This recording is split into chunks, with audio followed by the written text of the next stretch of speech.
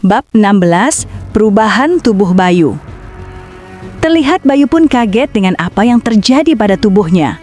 Apa ini? Apa yang terjadi dengan tubuhku? Tanya Bayu pada dirinya sendiri.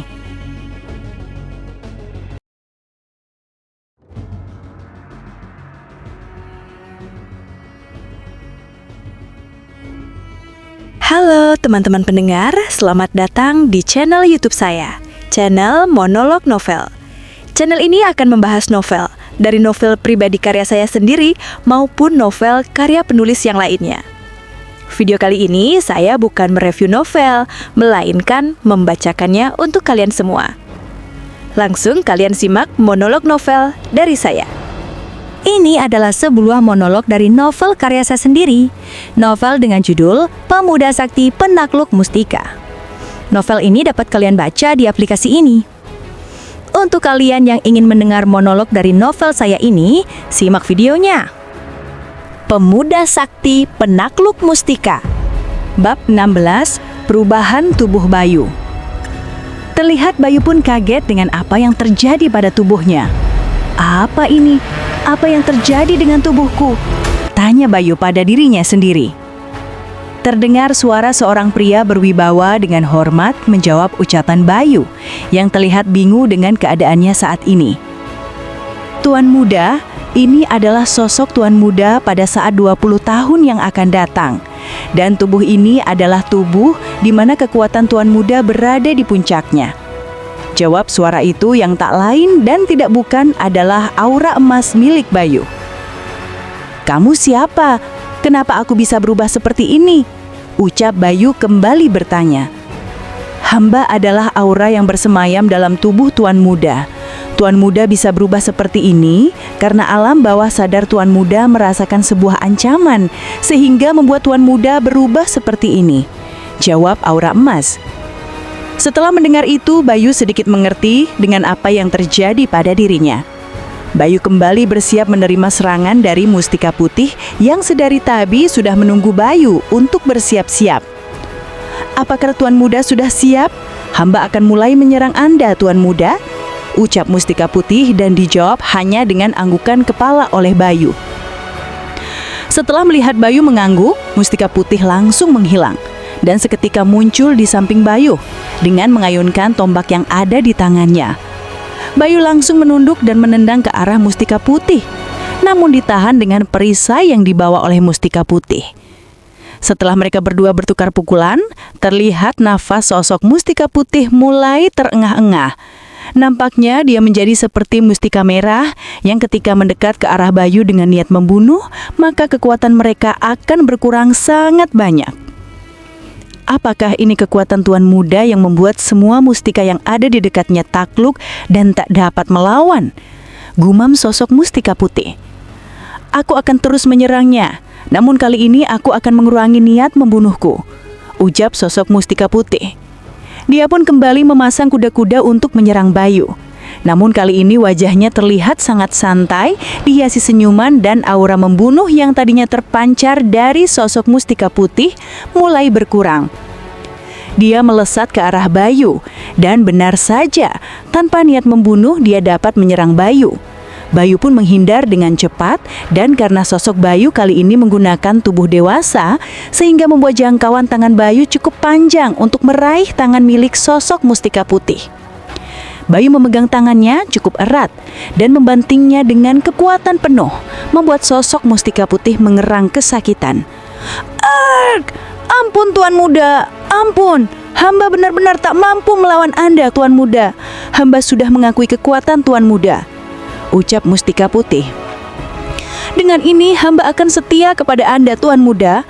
Hamba bahagia memiliki tuan yang sangat kuat seperti Anda, ujar Mustika Putih, dan Mustika Putih langsung melebur menjadi cahaya lalu masuk ke dalam tubuh Bayu.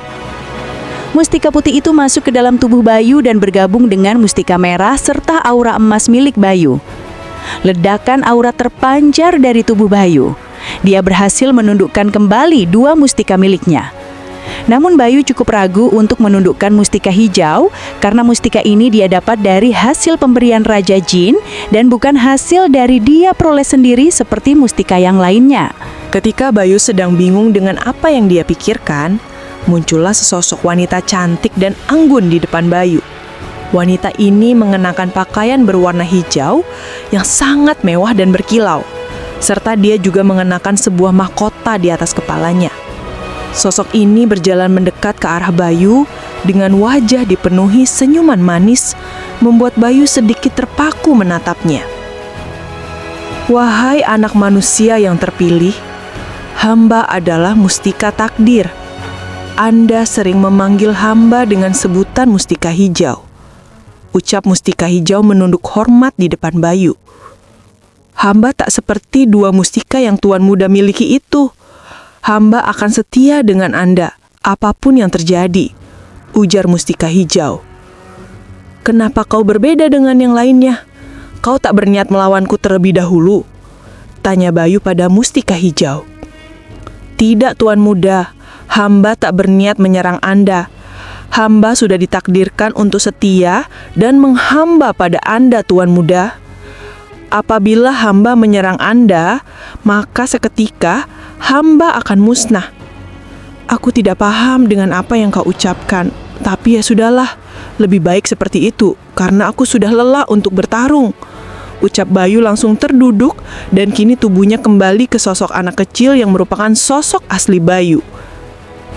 Terlihat Mustika Hijau mendekat ke arah Bayu dan ikut duduk dengan sopan di samping Bayu, dan terus menunduk tak mau mengangkat kepalanya. Terus, bagaimana aku menyerapmu? Tanya Bayu pada Mustika Hijau sambil Bayu menoleh ke arahnya. Anda hanya perlu menyentuh saya seperti Anda menyentuh sosok yang ada pada mustika Anda yang lain, Tuan Muda, jawab Mustika Hijau. Bayu pun langsung menyentuh bahu sosok Mustika Hijau itu dan kemudian dia langsung memancarkan cahaya. Cahaya itu mulai mengelilingi tubuh Bayu. Cahaya ini lebih banyak dan lebih terang daripada cahaya yang dikeluarkan oleh dua mustika milik Bayu. Setelah cahaya itu terpancar dengan sangat megah, cahaya itu mulai terserap masuk ke dalam tubuh Bayu, membuat tubuh Bayu melayang sambil memejamkan matanya. Setelah itu, Bayu pun perlahan membuka matanya. Dia kaget karena dia terbangun dan sudah kembali di dalam kamar di mana dia tadi bertapa. Namun kali ini dia sendirian, tanpa ditemani oleh Raja Jin yang tadinya setia menemani Bayu dan membimbing Bayu. Beberapa saat setelah Bayu bangkit, terdengar suara pintu terbuka di belakang Bayu. Bayu pun langsung menoleh ke arah pintu. Terlihat Raja Jin dengan wajah bahagia menatap ke arah Bayu, membuat Bayu bingung dan bertanya-tanya dengan apa yang terjadi. Akhirnya nak, akhirnya kamu bangun juga, ucap Raja Jin mendekat dan memeluk Bayu dengan cukup haru. Bayu pun bingung dengan apa yang dilakukan Raja Jin padanya. Namun dia tak ingin melepaskan pelukannya. Biarkan Raja Jin sendiri yang melepaskan pelukannya. Setelah beberapa saat, Raja Jin mulai perlahan melepaskan pelukannya dan menatap ke arah Bayu. Nak, apa yang kamu rasakan dan kenapa kamu bertapa sangat lama, membuat ayah khawatir? Aku merasa kekuatanku meningkat ya. Tubuhku terasa sangat ringan sekali, jawab Bayu. Oh iya, kalau boleh tahu, aku sudah berapa lama bertapa? Kok nampaknya ayah sangat khawatir? Tanya Bayu. Kamu hebat nak, ayah bangga pada Bayu. Bayu berhasil mempelajari semua mustika yang Bayu miliki. Oh iya nak, kamu bertanya berapa lama kamu bertapa? Kamu bertapa sudah 1 bulan waktu di alam gaib nak, ucap Raja Jin. Bayu pun sangat kaget dengan apa yang Raja Jin ucapkan. Dia panik karena apabila sudah 1 bulan dia di alam gaib, maka sudah berbulan-bulan dia meninggalkan dunia manusia. Ayah, sepertinya aku harus cepat kembali ke duniaku. Aku seperti sudah melewati banyak waktu di sini. Aku takut kakek dan nenek khawatir denganku, ucap Bayu mulai panik. Kamu tenang saja nak. Ketika kamu bertapa, aku sesekali memerintahkan Enggar untuk keluar dan melihat keadaan dunia manusia. Dan ternyata waktu sudah diperlambat oleh Mustika Hijau. Malahan sepertinya waktumu masih cukup untuk berlatih tanding dengan ketiga saudara angkatmu itu. karena mustika hijau milikmu sangat kuat, sehingga kini waktu di alam gaib dan dunia manusia malah lebih cepat alam gaib. Sekarang 1 bulan di alam gaib sama dengan 1 minggu di dunia manusia, nak. Jadi kamu tak perlu khawatir, ucap Raja Jin pada Bayu, membuat Bayu sedikit lebih tenang.